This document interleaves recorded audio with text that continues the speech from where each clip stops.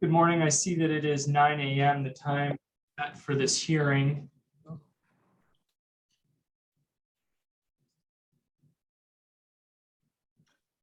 just admitting Zach Schwartz. Zach Schwartz is a county employee who's observing. Okay. So again, I see that it is 9 o'clock, the time set for our hearing this morning. Is the respondent present? No. Okay, I'm going to, as a matter of courtesy, just give a couple more minutes here to see if the respondent reports. I also see that we are recording, and I'll allow that recording to run while we wait a couple more minutes here. Okay.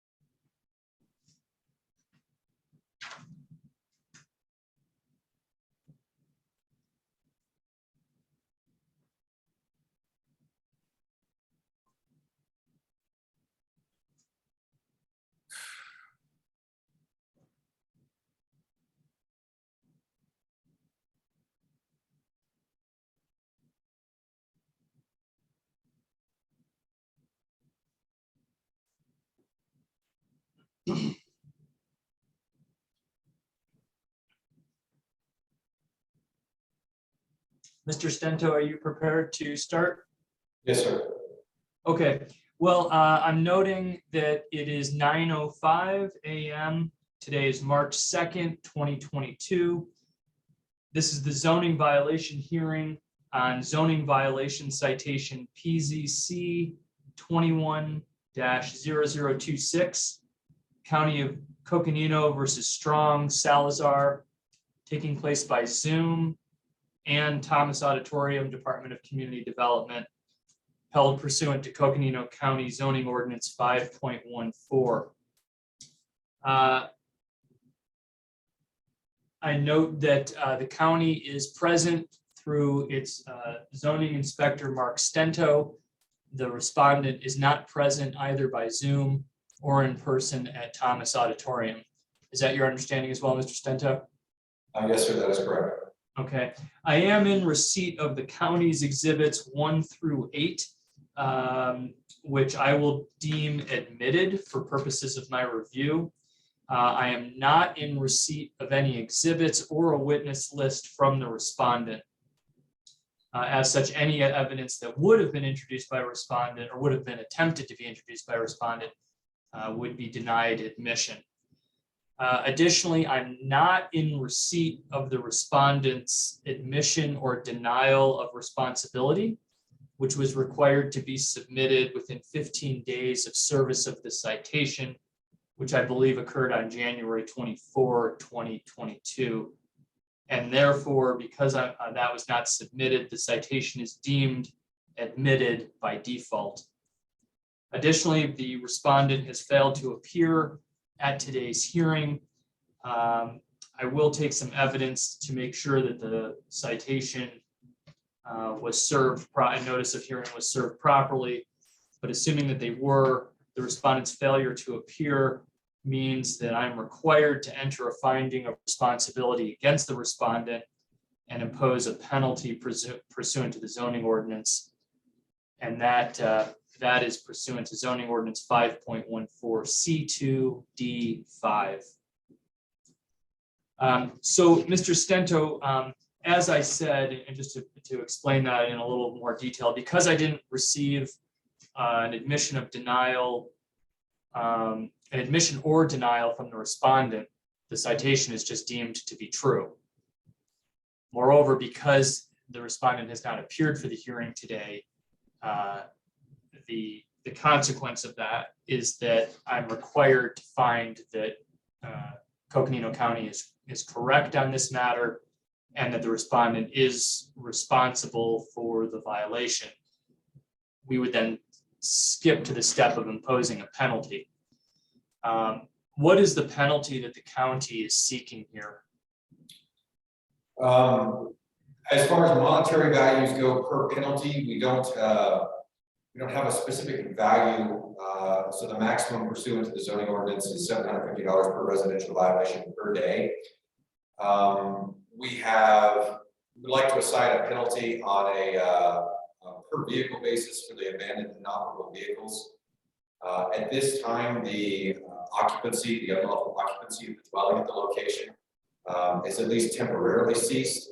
We do not intend to seek a penalty for occupancy of the dwelling, as again appears to have ceased. However, we would like language included in adjudication that specifically prohibits or allows the opportunity for penalties if that occupancy were to continue. And we would like to assign a penalty for the storage and screening standards, the trash and the junk as a whole around the property, and consider it a single violation. So we know we have, let's see. So Mr. Stento, sorry to interrupt you. And it's difficult to hear you, unfortunately.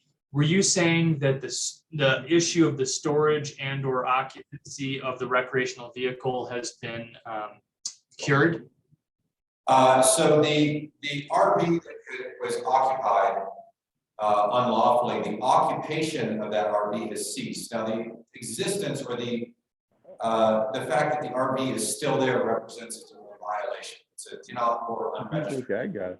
So the vehicle itself is in violation. However, the separate unlawful occupancy. Hey, what if I put you down, huh? Make me that. Mr. Stento, hold on. Someone else has just joined the Zoom. A.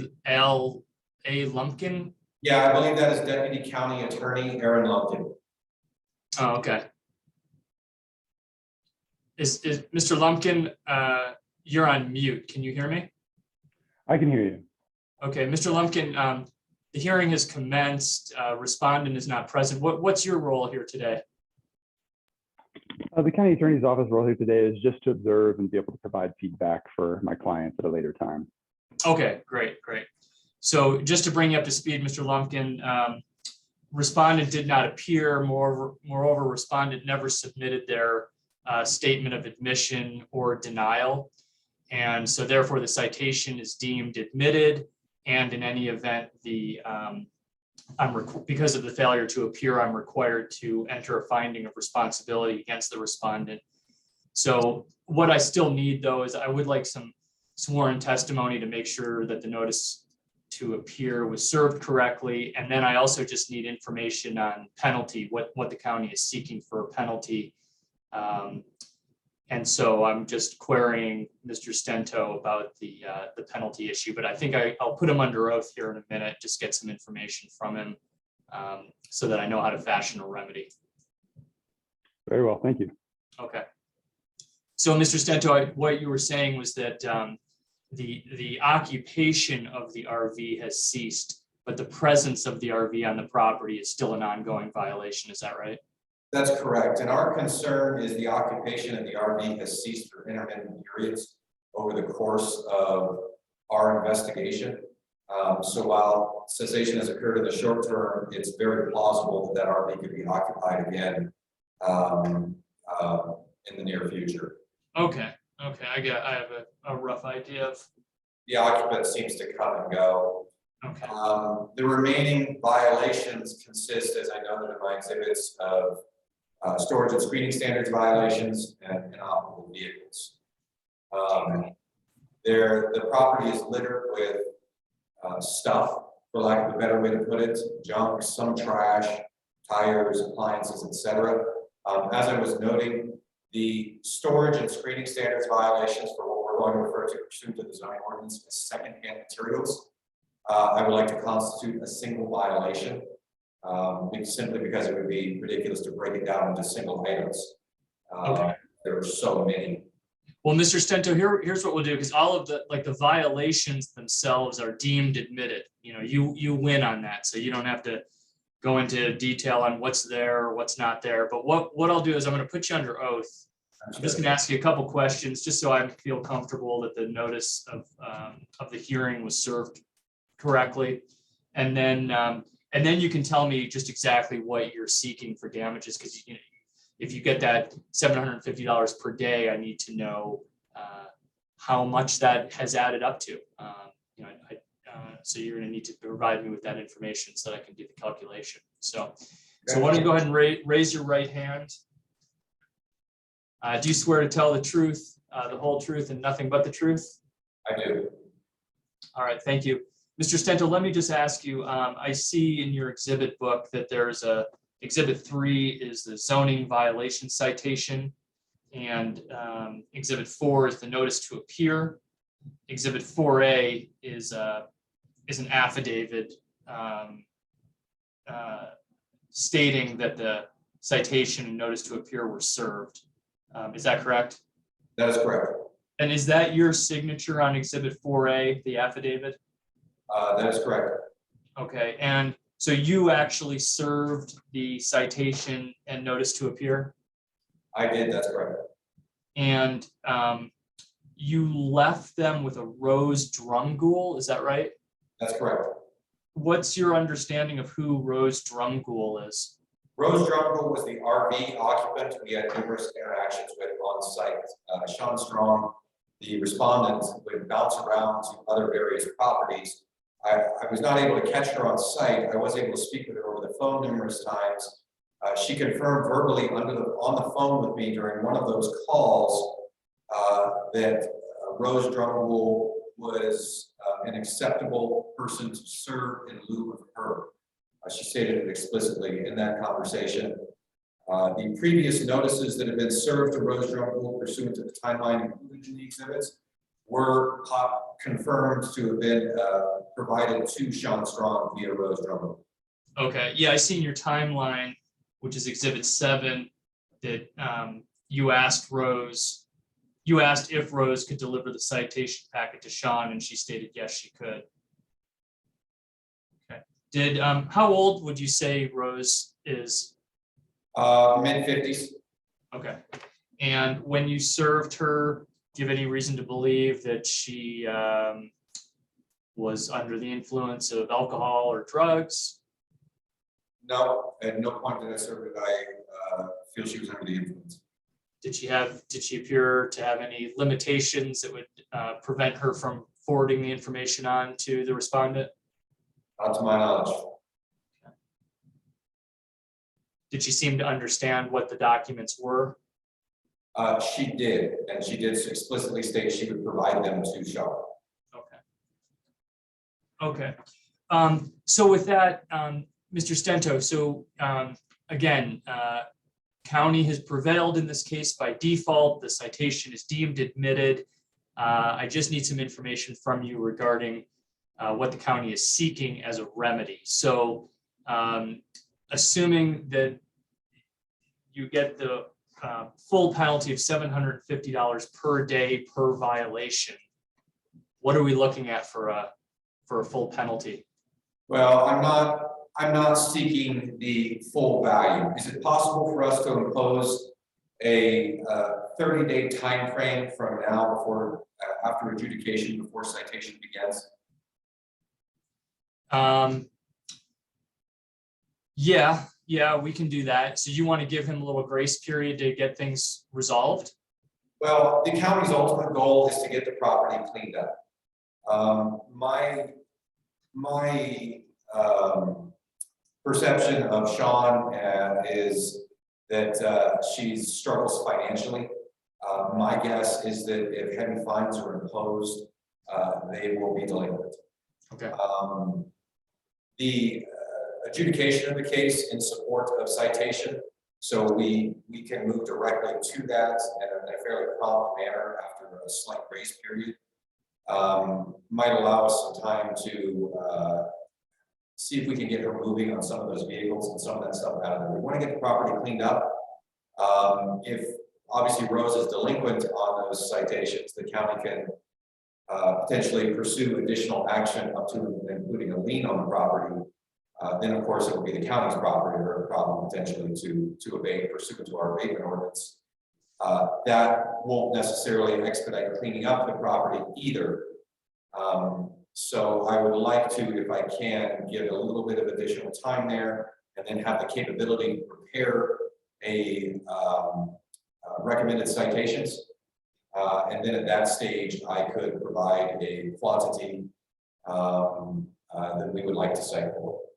Okay, so what I can do under the zoning code is we can set a time frame for compliance, and then the citation and hearing will be considered left open for that time frame to see if there's complete compliance reached.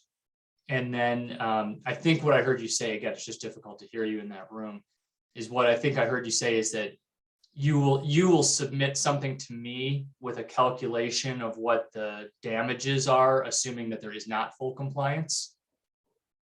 Yes, sir, that's correct. So again, assuming adjudication in support of my proposal, we would start visiting the property on a regular basis. We would continue to work to communicate with the respondent,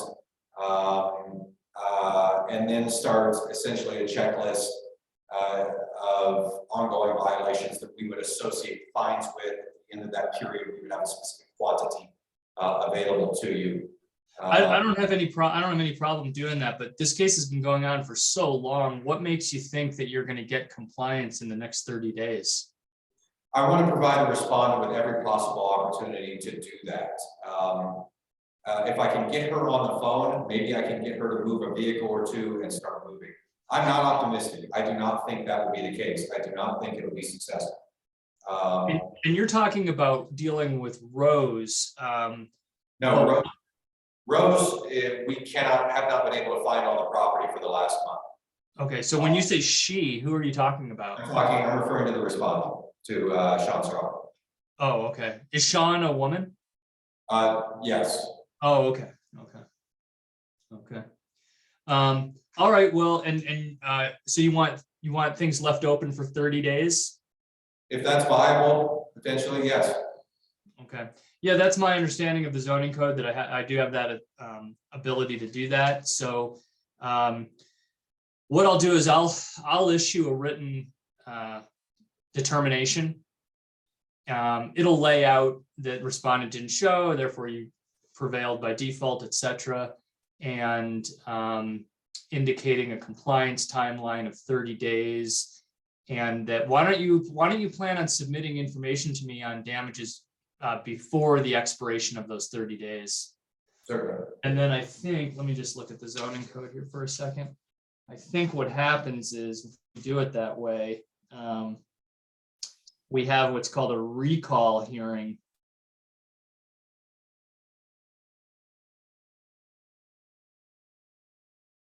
Yeah, what'll end up happening is that we'll have another hearing at which you'll testify whether or not there's been compliance.